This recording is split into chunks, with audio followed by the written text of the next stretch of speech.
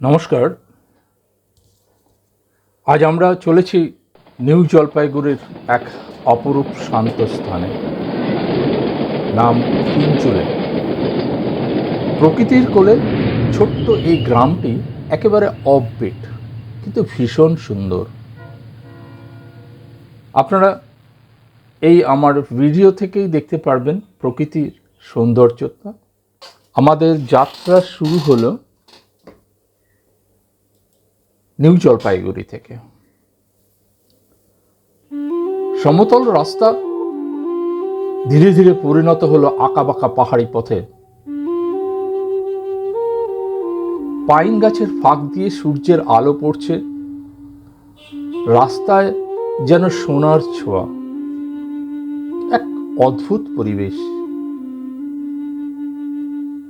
শহর অঞ্চল থেকে যখন একটু বেরিয়ে পাহাড়ি অঞ্চলের দিকে বেড়াতে গেলাম,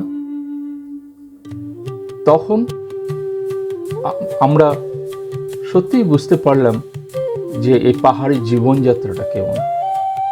এই আঁকাবাঁকা পথ ধরে এগোতে এগোতে চললাম সেই অফবিট স্থানে। কলকাতায় থাকাকালীন সমস্তটা দিন কাটত কাজের মধ্যে দিয়ে। এই কাজের থেকে কিছুটা অব্যাহতি নিয়ে আমরা আজকে বেরিয়ে পড়েছি। আপনাদেরও বলি, যারা সবসময় কর্মজীবনেই ব্যস্ত রয়েছেন, অথবা কারোর যাওয়ারও আর সুযোগ রইল না, কেউ হয়তো অনেক বয়স হয়েছে, তার দরুনও যেতে পারছেন না, তারা চেষ্টা করুন আমার এই ভিডিওটি সম্পূর্ণ শেষ পর্যন্ত দেখুন। তাতে আপনারা কিছুটা শান্তি পাবেন। আপনি বলতে পারেন, আর দুধের স্বাদ কি ঘোলে মেটে? সেটা ঠিকই, কিন্তু চেষ্টা করুন যখন কোনো উপায় না থাকে, এই ঘোল দিয়েই আমাদের তৃষ্ণা মেটাতে হবে। আমাদের এই নর্থ বেঙ্গলে যাওয়ার অনেকদিনই প্ল্যান করছিলাম, কিন্তু করে ওঠা হয়নি। দার্জিলিং সফর আমার জীবনে প্রথম। আমি এর আগে কোনোদিন যাইনি, তবে একা যেতে ভালো লাগছিল না, তাই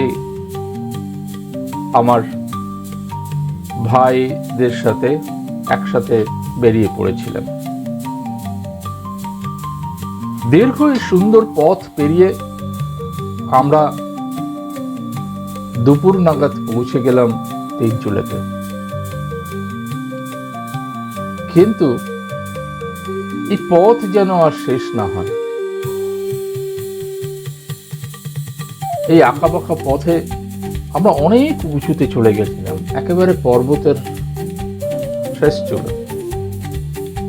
এবং আপনারা ছবিতেও দেখতে পাচ্ছেন আস্তে আস্তে কিরকম মেঘের ঘনঘটায় ছেপ এসেছে। রাস্তাগুলিও খুব সুন্দর। এই রাস্তাগুলি পিডাব্লিউডির আন্ডারে, যদিও সে কারণেও সুন্দর ব্যবস্থা রয়েছে। আর দুধারে কিছু কিছু বাড়ি, হোমস্টে, এগুলো দেখতে পাবেন। যত উঁচুতে উঠবেন তত এগুলো আরো বেশি সংখ্যায় দেখতে পারবেন। কিন্তু আমরা কেন এই অফবিটটা চুজ করেছি, তার একটা কারণ হচ্ছে আমরা একটু ফাঁকা জায়গায় যেতে চেয়েছিলাম, যেখানে শান্তিতে ঘুমানোর সময় কোনো গাড়ির আওয়াজ হবে না, কোনো জনবহুল বা জনকল্লোল হবে না, থাকবে না, এরকম একটা জায়গা। সেই জন্য এই অফবিট তিনচুলোটাকে আমরা সিলেক্ট করেছি। আর আমাদের হোমস্টেটি চারপাশে সবুজে ঘেরা, হিমালয়ের বুকে। দূরে হিমালয়ের চূড়া দেখা যাচ্ছিল। কাঞ্চনজঙ্ঘা চূড়া দেখার অনেক ইচ্ছে ছিল, কিন্তু মেঘলা দিনে শুনেছি নাকি এ কাঞ্চনজঙ্ঘার চূড়া দেখা একটা ভাগ্যের ব্যাপার। যাই হোক, ভাগ্য বিধাতা আমাদের সেই সুযোগটা আর করে দেয়নি। সেই জন্য অন্যান্য চূড়াগুলো দেখেই আমরা শান্ত হলাম।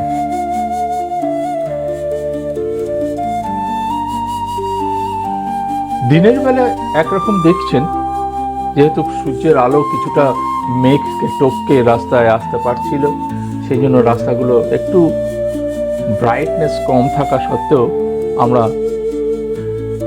সুন্দরভাবে দেখতে পাচ্ছিলাম দুধারে।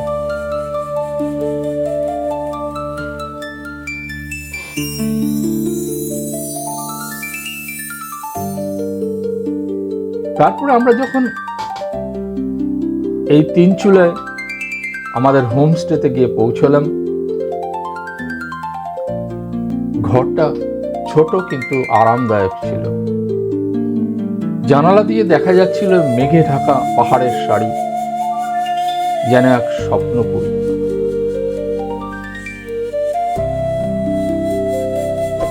সকালবেলা ঘুমের থেকে উঠে যখন জানালা দিয়ে দেখছি, তখন সুন্দর লাগছিল।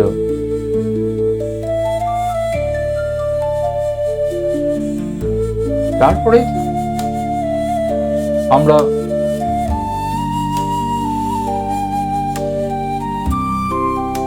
চেয়েছিলাম যে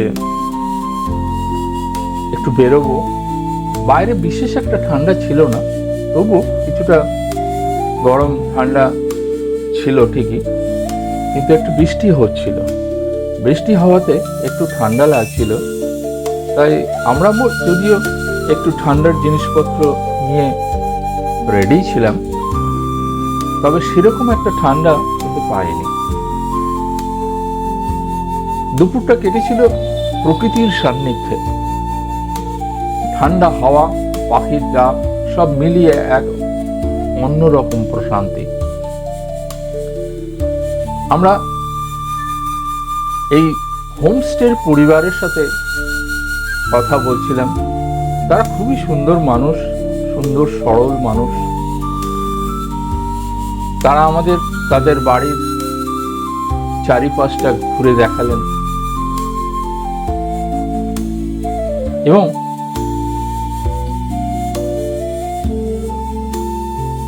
বিকেলে আমরা আশেপাশে একটু হাঁটতে বেরোলাম। পাহাড়ের চূড়ায় সূর্যাস্তের সোনালি আলো পড়ে এক অদ্ভুত দৃশ্য তৈরি করেছিল।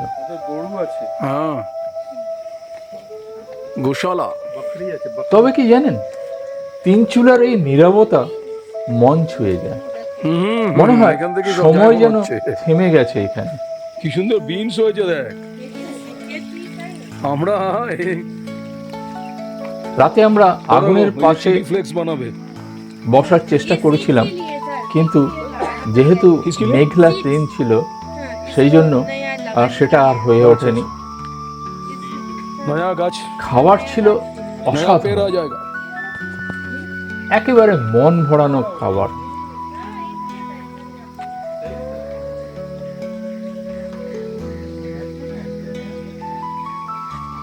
পাহাড়ি রান্না এবং তার রান্নার সরঞ্জাম, ভেজিটেবলস, অল দিস থিংস, যারা যা যা আমাদের পরিবেশন করেছিল সবই ওখানকারই তৈরি। তাদের বিশেষ করে বাজারে খুব একটা যেতে হয় না, তাদের ভেজিটেবলস গুলো তাদের নিজেদের বাগানেই হয়ে যায়। পরের দিন সকালে আমরা সূর্যোদয় দেখতে উঠেছিলাম। সূর্যের সোনালি আলো যখন হিমালয়ের গায়ে পড়ল, মনে হলো এই দৃশ্যটা চোখে নয়, মনে ধরে রাখতে হবে। দেখো তুমি, তাই আমি আপনাদেরও রিকোয়েস্ট করছি, সময় বার করে চলে আসুন, দেখবেন খুব শান্তি পাবেন, আনন্দ পাবেন। জীবনে আমাদের এইগুলো খুব দরকার আছে, প্রয়োজন আছে। শুধু কাজের মধ্যেই ব্যস্ত থাকলে হবে না, কাজের ফাঁকে নিজেদেরকে বার করার একটা সুযোগ নিয়ে চলে আসুন পাহাড়ি রাস্তায়, পাহাড়ের চূড়ায়, কোনো এক অপেটে। অর্কিড হাউস আরেকটা জায়গা ও আর একটা ফ্লাওয়ার হাউসে। হ্যাঁ এই গাছগুলো তিনচুলাতে আমাদের থাকা সংক্ষিপ্ত হলেও ভোলার নয়। হোমস্টের মানুষগুলো এত আন্তরিক ছিলেন, বিদায়ের সময়ও তারা সম্মান জানিয়ে বিদায় দিলেন।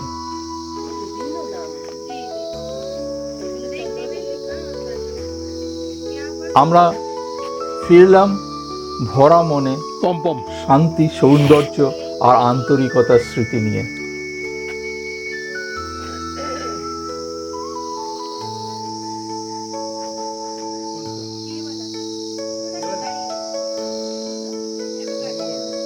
एवोकाडो कहाँ पे?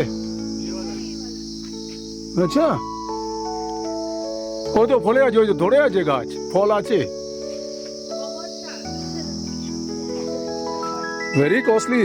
কিডনি পেশেন্টের জন্য এই ফল মারাত্মক, মানে খুব উপকারী জিনিস for kidney patient, renal problems বা অ্যান্টিঅক্সিডেন্ট হিসাবে, according to antioxidant is a very. এই তো ফল একটা, কি গো তুমি দেখতে পাচ্ছ না? দাঁড়াও দেখাচ্ছি, তাহলে মোবাইলটা একটু বন্ধ রাখি। এখন যে সিনটা দেখছেন, আমরা পরিবেশন দেখতে পাচ্ছি বিভিন্নভাবে তৈরি করা। খাওয়া দাওয়ারগুলো অসাধারণ ছিল। এই মেয়েটি একটি কলেজ গার্ল, এই সমস্ত কিছু রান্না করত আর তার ভাই তাকে সাহায্য করত। সমস্ত ফ্যামিলি ছিল এই হোমস্টে ব্যাপারটাকে অর্গানাইজ করার জন্য। ফলে হচ্ছে এখানে বাইরের লোক কেউ এখানে তাদের সার্ভ করতে আসেনি। তারা সবাই নিজেদের পরিবারের সবাই নিজেরাই ব্যস্ত ছিলেন আমাদেরকে আপ্যায়ন করার জন্য।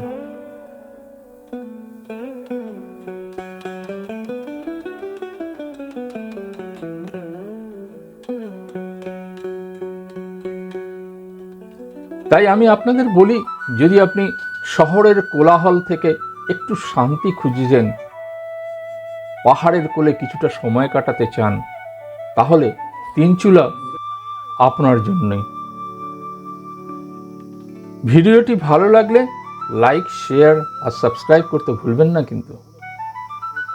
কারণ আমাদের পরবর্তী ভিডিওগুলো, কারণ আমরা 4 দিন ওখানে ছিলাম, এক এক দিনে এক একটাতে জায়গায় ভিডিও করছি, সেগুলোর উপরে কাজ চলছে।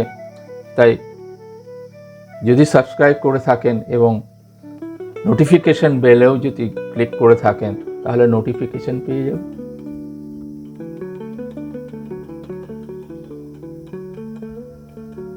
আপনাদের ধৈর্য ধরে এই ভিডিওটিকে দেখার জন্য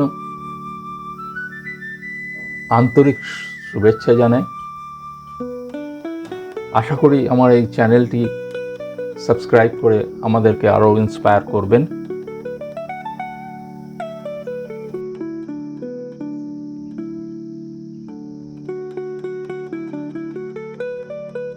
দেখুন এই জায়গাটা এনারা আমাদেরকে বিদায় সম্ভাষণ করছেন, গলায় একটা সাদা কাপড়ের উত্তরীয় দিয়েছেন, দিয়ে আমাদের ভিডিওটা রয়েছে।